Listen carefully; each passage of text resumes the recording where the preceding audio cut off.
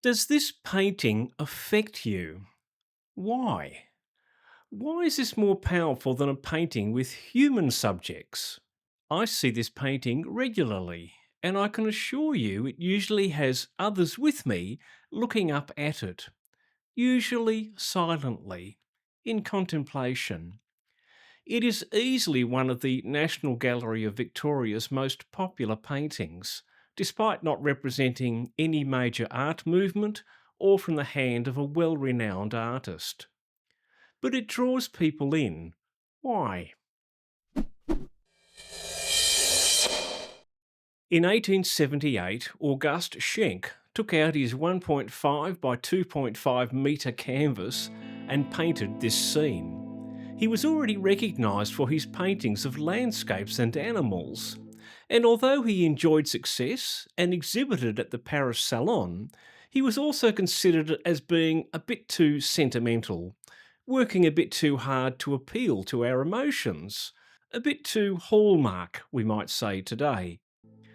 Let's look around the painting, and then we'll explore some of the techniques Schenck has used to draw us in and even become lost in the moment.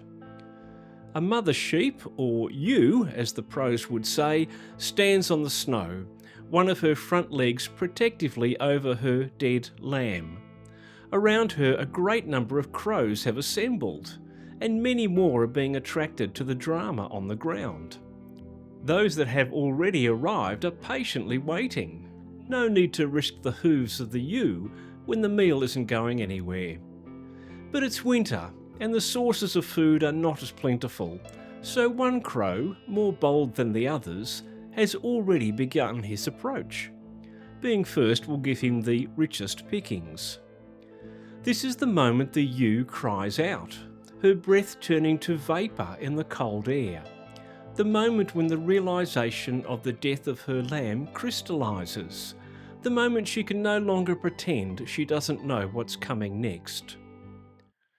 Have you seen what I've done there? I have anthropomorphised the ewe's response.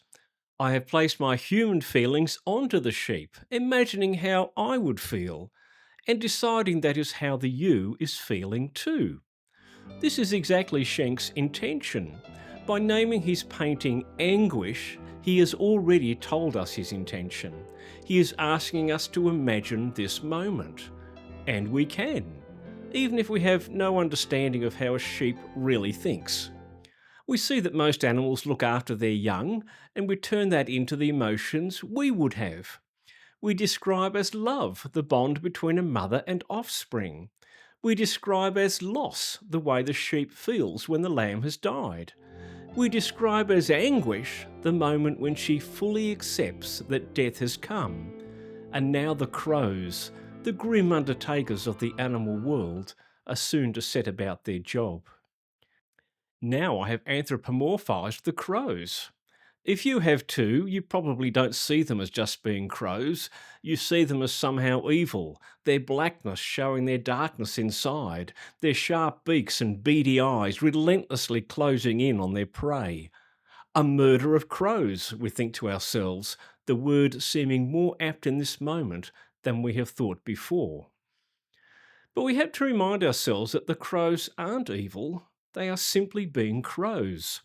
Part of the web of life, the interlocking dependencies between species, the rhythm of the natural world. But here in this moment, that's far too highfalutin.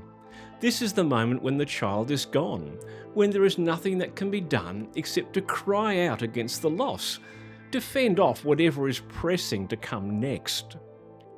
Anguish is the first step out of denial, the first full realisation, and it will often bring a cry. Why? Why? It's not fair, it's not right. But the moment is here and must be dealt with. As humans, we have rituals to help us through. For the sheep, though, she must simply accept. We feel the poignancy of the moment. We are fully on the sheep's side. We mourn with her and are troubled at what will surely come now. Because the painting not only shows now, it also shows, in our mind's eye, the next scene too. Not bad for some paint on a canvas. The painting was acquired by the gallery only 2 years after it was painted and seems to have been on display ever since. How has Schenck taken us there so vividly, making the gallery acquire it so quickly? Size. As I noted earlier, it is 1.5 by 2.5 metres. A painting this size allows us to be more fully immersed, our field of vision more filled. The size also tells us this is important. This is a message from me that I didn't want you to miss. I have taken time and effort to tell this story. A very limited palette. Black and white and shades of brown. This takes away all distraction. We are less encouraged to roam around the canvas with our eyes than to take it all in at once, our eyes focused on the sheep and her lamb. An indistinct sky and almost formless snow.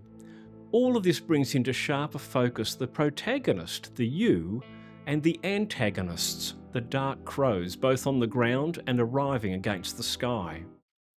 The relentless number of crows on all sides. Schenck shows us there is no way out, and the forces arrayed against the lamb are formidable, inevitable, and unstoppable.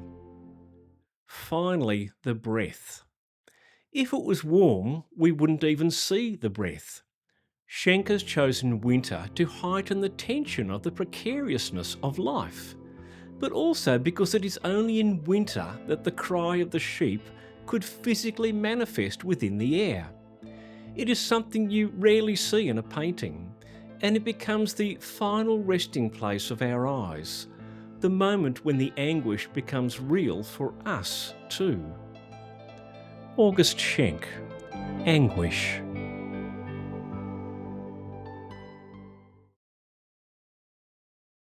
The gallery purchasing officer in 1880 had an eye for something that would remain popular.